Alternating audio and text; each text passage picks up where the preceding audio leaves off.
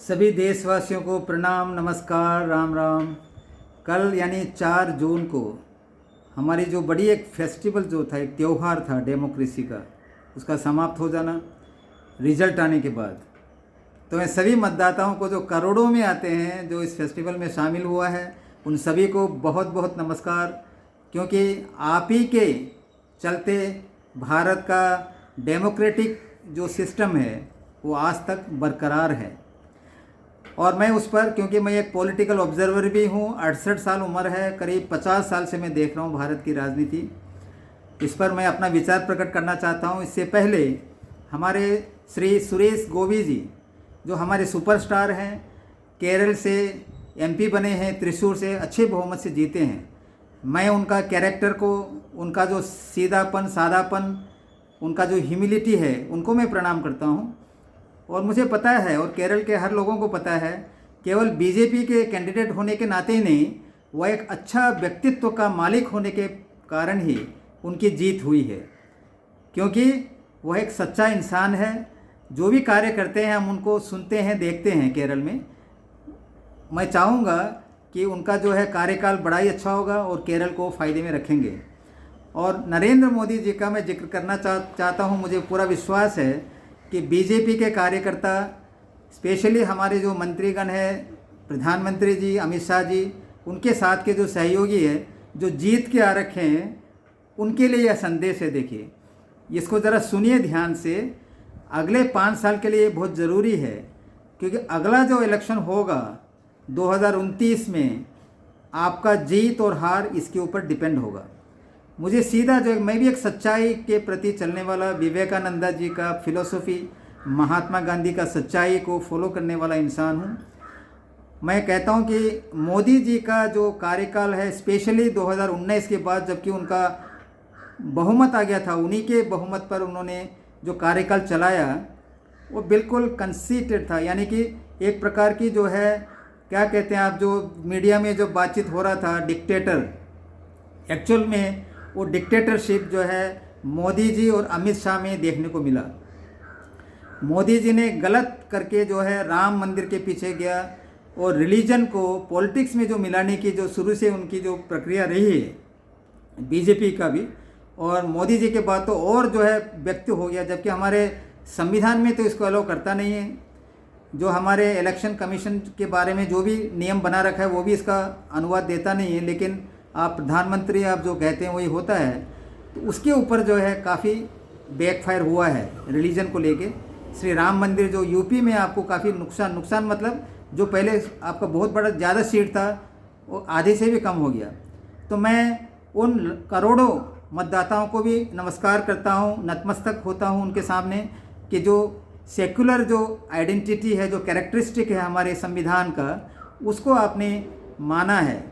और बीजेपी को स्पेशली एक सबक सिखाया है कि रिलीजन के साथ पॉलिटिक्स को मिलाना बहुत ही गलत है।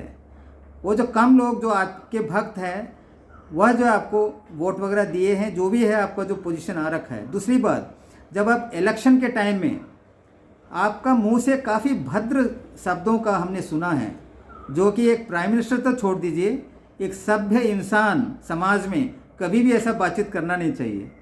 अपोजिशन के बारे में आपने ऐसे से बात की।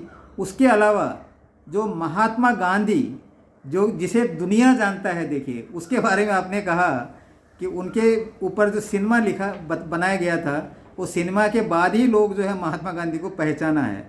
ये भी बहुत गलत स्टेटमेंट था।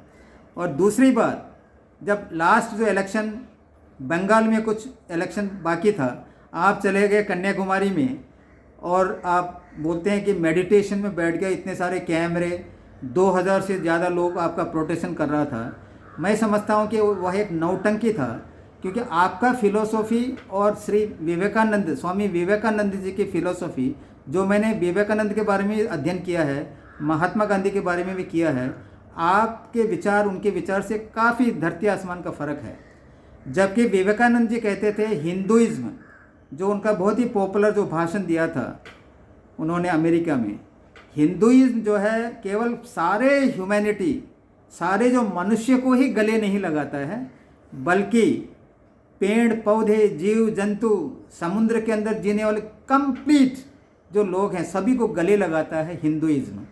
और आप तो जो है क्या कहेंगे हम उसको, कम्युनल पॉलिटिक्स यानी हिंदुइज्म को लेके आपने जो कर रखी है नीति है, आपको नुकसान और करेगा आगे भी। इससे ज़रा संभल जाइए। दूसरा जो आपका जो डिक्टेटरशिप का जो इमेज है, मुझे खुद पता है, मैं एक एसोसिएशन का जनरल सेक्रेटरी हूँ, 35 मीटिंग कर रखे हैं, बार बार मैं दिल्ली जाता हूँ। मैं और जनरल कार्निक सर जो हमारे पैटर्न इन चीफ है, मेजर जनरल हैं, आर्मी से रिटायर हुए, उन्होंने एक आपका कैबिनेट मिनिस्टर को मिला था कुछ साल पहले, पार्लियामेंट चल रहा था। देखिए, हमने कहा कि आप जब 5 मिनट के लिए जो है मोदी जी से हमको मिला दीजिए प्राइम मिनिस्टर, क्योंकि इंडिविजुअल का बेनिफिट के लिए हम नहीं लड़ रहे हैं, हम लड़ रहे हैं हमारे एसोसिएशन के सदस्य जो सर्विंग और रिटायर्ड पर्सन सभी का जो परिवार को मिला के करीब लाखों में आते हैं, इनका उनके बारे में बातचीत करना था। लेकिन वह मंत्री बोलते हैं अमित शाह जी मोदी जी के छोड़ के जो है और किसी का नाम लीजिए, मैं इतना डर है, ये क्या पॉलिटिक्स है, क्या डेमोक्रेसी है। देखिए, आपके पार्टी के अंदर का इवन कैबिनेट मिनिस्टर आपसे बात करने को डर रहा है, तो ऐसा एक इमेज आपने क्रिएट किया है, वो गलत है, उसको छोड़ दीजिए। वैसे ये जो सरकार चलेगी आपका अगला 5 साल, आपको जो है बैसाखी की आवश्यकता तो पड़ेगी ही। एक तो आपके नीतीश कुमार जी होंगे बाएं साइड में, तो दाहिना साइड में होगा चंद्रबाबू नायडू। वो अभी तक क्लियर नहीं है वो किसको जाते हैं, कहाँ जाते हैं, सरकार कैसे चलेगा तो मेरे को पता नहीं। लेकिन मैं आपको थोड़ा एक एडवाइस देना चाहता हूँ कि आपका जो काम करने का जो शैली है वो थोड़ा कम कीजिए। केवल 5 किलो जो है राशन फ्री करने से होगा नहीं, ऐसा डेवलपमेंट के ऊपर में आप लाइए। अपना जो रहने का पहनाव जो भी है, जो इतने सारे गाड़ी लेके जाना, करोड़ों रुपए जो खर्च जो हो रहा है, उसको थोड़ा नीचे कीजिए। भारत के प्रधानमंत्री हैं आप, जो बोलते हैं हम चौकीदार हैं या वो सब गलत है, केवल बोलने के लिए है। उसको आप जो है बिल्कुल ऐसा आपको चेंजेस लाना पड़ेगा ताकि हर वोटर बिना कैंपेन किए, आपको कैंपेन करने की ज़रूरत नहीं है, आप सरकार का कार्य कीजिए। पार्टी का कार्य के लिए तो पार्टी प्रेसिडेंट वगैरह है, लेकिन आप सभी को जो है मोदी गारंटी करके आप सर पर उठा रखा है, वो गलत है। आपका जो है इमेज थोड़ा लचीलापन लाने की ज़रूरत है। सभी इंसान को आप प्यार से कीजिए। स्पेशली जो मैं एसोसिएशन की बात करता हूँ, हमने आपको जो है 2014 में भी एक चिट्ठी लिखा था, काफ़ी कोशिश की आपको मिलने के लिए, आपने समय नहीं दिया। तो ये जो प्राइम मिनिस्टर जो ऑफिस है उस पर एक सिस्टम होना चाहिए, जो मेरे नहीं, इतने सारे जो एसोसिएशन के लोग जो आते हैं रिप्रेजेंटेटिव, उनको एक मौका देना चाहिए आपसे मिलने का। यदि आप व्यस्त हैं तो आप अपना डेप्यूटी को बताइए, मिलिए। एक ऐसा डिपार्टमेंट के अंदर ही एक सेक्शन होना चाहिए, जो भी ग्रीवियंस है, पब्लिक ग्रीवियंस, उसको ठीक से स्टडी करें, कंसर्न मिनिस्ट्री को उसके ऊपर जो है कार्रवाई करने के लिए निर्देश दें। ये नहीं कि एक चिट्ठी आ गया फट फॉरवर्ड करके दूसरा जगह भेज दिया, ऐसा नहीं होना चाहिए।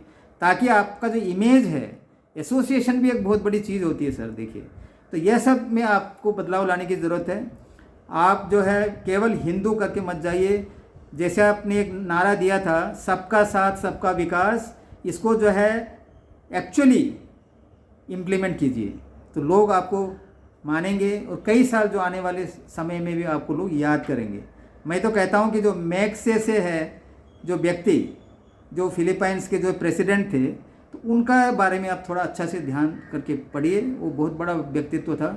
आप में जो है अच्छे इंसान आप है, लेकिन पता नहीं कहाँ से आप में जो इतने बुरे आदत आपका पड़ गया है, उसको ज़रा चेंज करने की ज़रूरत है। मैं एज ए वोटर बता रहा हूँ, यह बहुत इंपॉर्टेंट है। देखिए, काफ़ी चर्चा हो रही है, करोड़ों लोग जो है आपके से नाराज़ हुआ है, ताकि आपका इम्पोर्टेंट सीट चला गया है। देखिए, तो इसको ध्यान दीजिएगा।